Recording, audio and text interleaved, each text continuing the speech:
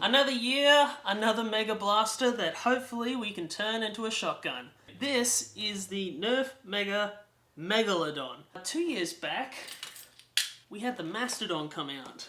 So let's take a look. From what we can already tell, the Toy Fair coverage and all the previews and other people getting it before me, this appears to be spring powered, not flywheel. Ooh.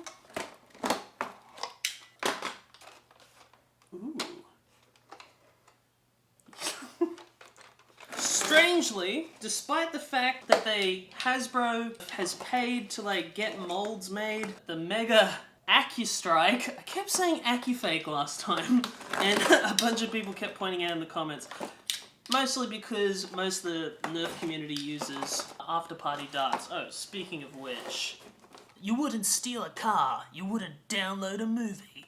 You'd better not use third-party Nerf darts. You went and bought third-party proton rounds from out of darts? Wait, that's illegal! I get the feeling Nerf might be taking some notes from their competitors because it appears that this drum might be removable. We're about to find out. There it goes.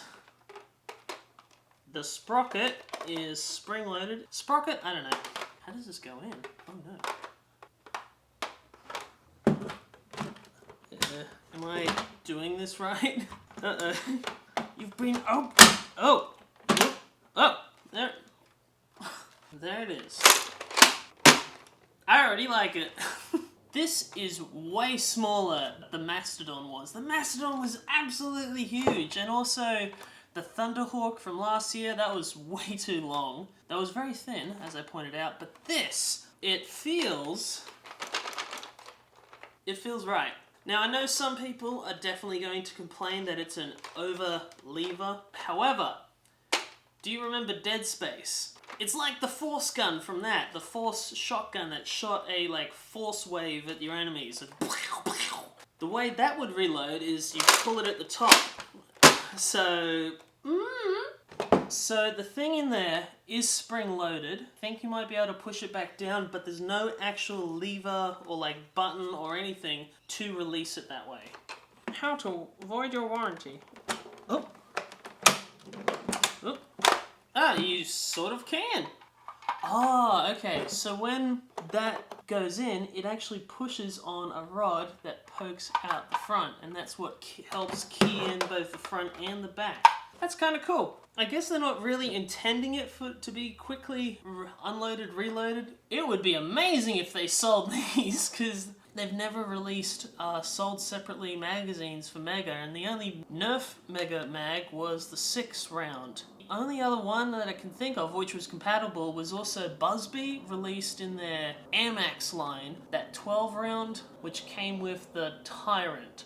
If memory serves me right, the question will be, can we 3D print shotgun versions of these? As a priming mech, I don't think it's going to be too bad, because also, remember, the Roto Fury and the Thunderhawk both had a offset gear system, so it wasn't like the good gears that you find in rival blasters, where there's a rack on the top, rack on the bottom, which is what you slide, and then the plunger rod has a gear that's on the end of it. It rolls along the top rack as it spins back, and it gets pulled along by your slide, which means you pull the slide double the distance, or more distance than the plunger tube actually travels to get more purchase. It makes it easier to prime, and that's why, like, from Captain Xavier's Can It Fit a K-26 video, the rival springs are already pretty beefy. As an alternative, having a kind of lever mech isn't a bad idea. You might remember ages back, I was talking to Welcome and making a lever action Roto Fury, and he ended up following through on it. Essentially, I pointed out to him the same thing. With a lever, it will travel a further distance than what the actual prime does. But yeah, because the lever's further away from that pivot point, you'll get more purchase. I don't know if that's the correct term, but you get more leverage. I wonder if we could put bars coming from here and coming back here, and then you could... Also with these, what's really cool, I can feel it, these letters are separate pieces of plastic. But the fact that they can wiggle means they're not fully glued in. Means you can take this out, paint this a different colour, or Big Zen Z over in New Zealand, he does casting of Nerf parts. So maybe you ought to get clear casted Mega. Might be something you might be interested in. Let him know. Are we onto a winner? Is this blaster worth your money? So, let's take a look inside. 25 screws later, including one that's in the handle here that sandwiches the handle together. I hope there's not a hidden one.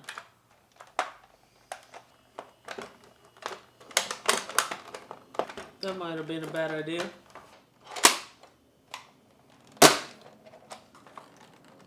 It feels like there's something around this area keeping it together. I don't know if it's got to do with the arms. I feel dumb. There's something here. I'll work it out. So I ended up texting Dr. Chris because I couldn't work this out and he already got one and opened it. Turns out the handles have a bolt, right? And it's kind of a push friction fit, kind of like in a long shot or a long strike, but it already comes pre-assembled. I can see the bolt coming through this side has like a flat metal top onto it, so like a nail, but the other side here, bolt's going into orange plastic. So I think it's this side that needs to... He said you don't need like a crowbar or something. Apparently it'll just pull off. Just... Please don't break. There you go. Yeah, that's not a thread too. That's actually like on the bolt. That's crazy. The handle and its sliding pivot point pulls on this bolt, and then the bolt pulls on this priming bar. And now that priming bar is like an L, and it comes down here to the plunger rod that goes into the plunger tube.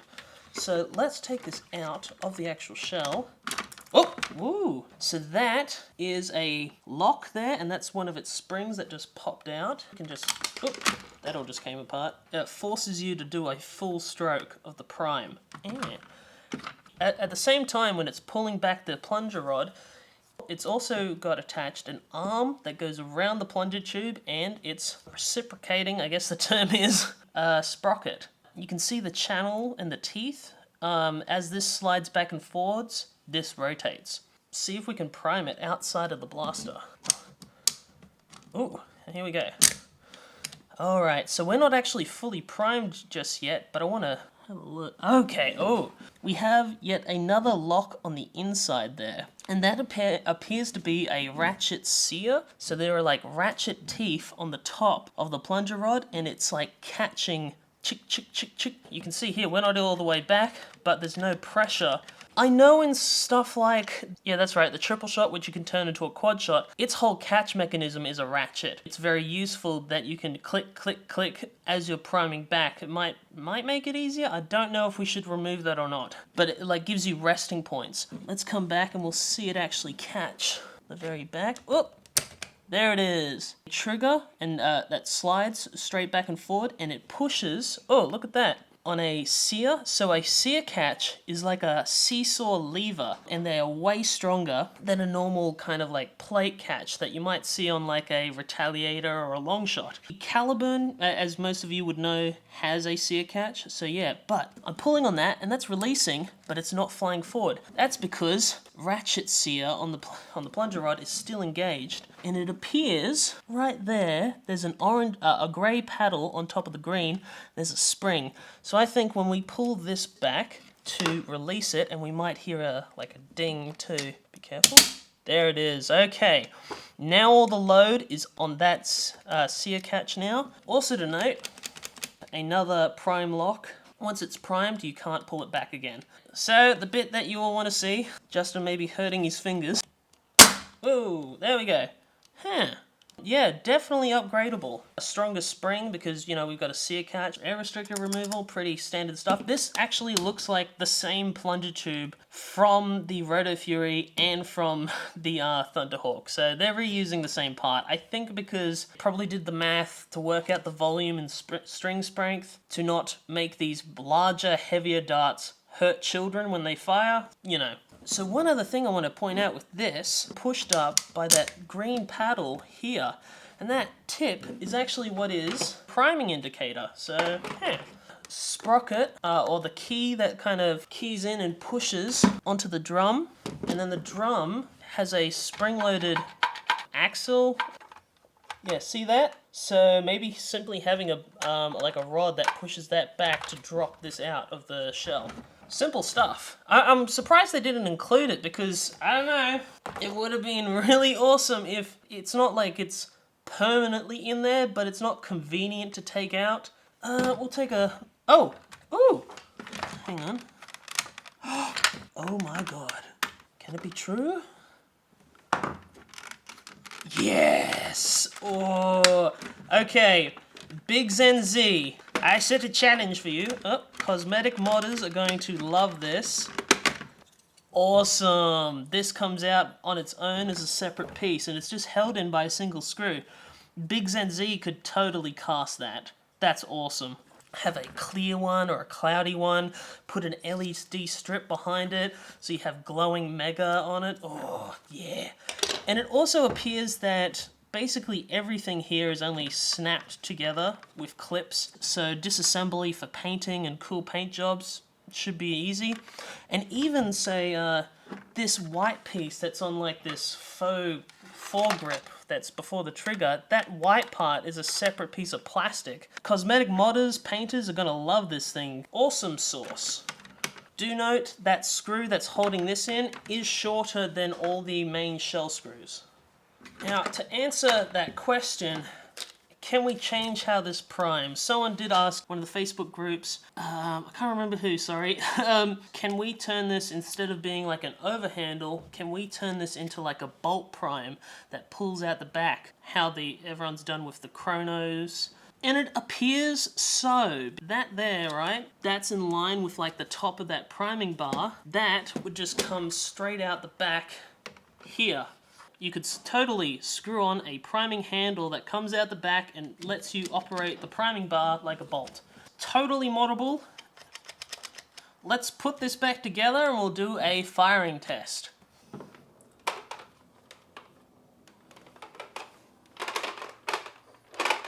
This is really... Okay.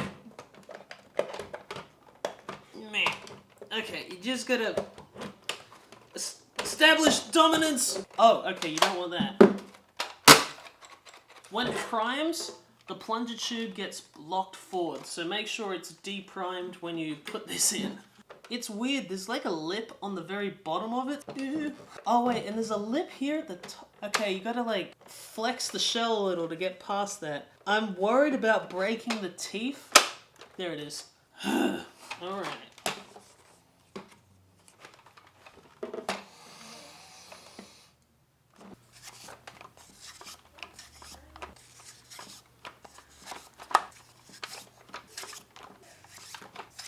You can probably hear Brian's neighbors.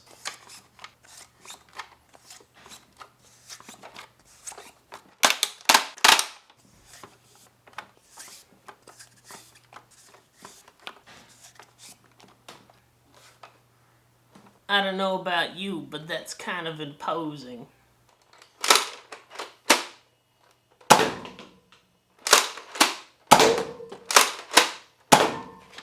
Screams inside spacesuit. Woo! Stomp. Kind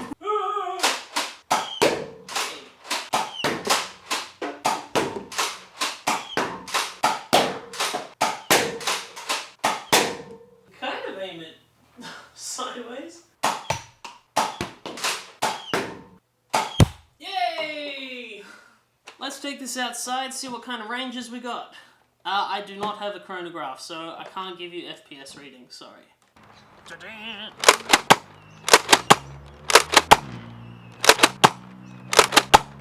Oh! Oh no! Oh no!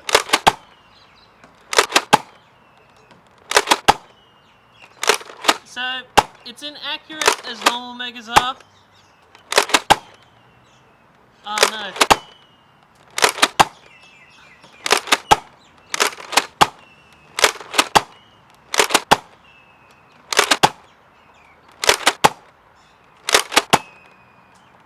The floor is cold. I'm too lazy to put on my shoes, so I'm wearing dad slippers.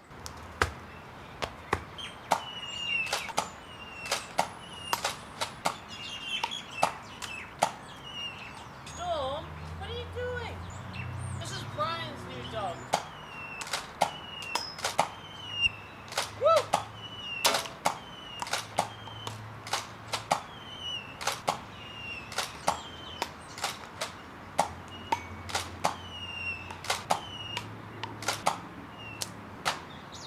Oh, first misfire.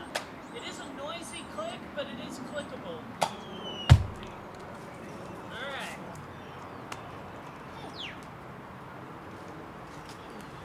Final thoughts. Should you buy this thing? Yes. I think if you've already watched this, you've worked it out whether or not you want this or not. It's smaller and more powerful than the Thunderhawk was stock, and this is Australian stock, remember, with the grey trigger. It's like a chunky pistol. It's a chunky two-handed pistol, but if you think about it, most pistols are two-hand operation anyway. Making a replacement drum that can do shotgun rounds, way easy, like seriously, and then you can reload it too. So this thing just screams modding potential and cosmetically, and if you're a Dead Space fan, you know you want it. Oh, that'd be so cool. Do like a HVZ at night and wear a spacesuit and have one of these. But oh, yes. Oh. Oh. And so, thank you very much, Brian, for letting me film in your workshop again and film in your backyard. This is actually where I filmed the Thunderhawk mod video, and I also used his 3D printers for that. Thank you, Dr. Chris, for telling me how to open this. Check out his channel, Pandemonium. Thank you to the patrons who continue to support this channel financially, and also thank you to you for watching through to the end. And leave me a comment. Tell me, am I wrong about something? Do you think this is as cool as I think it is? Like, seriously, I really love Dead Space. Oh, man. Alrighty. Until next time, I'll see you later. Thank you very much for the patrons on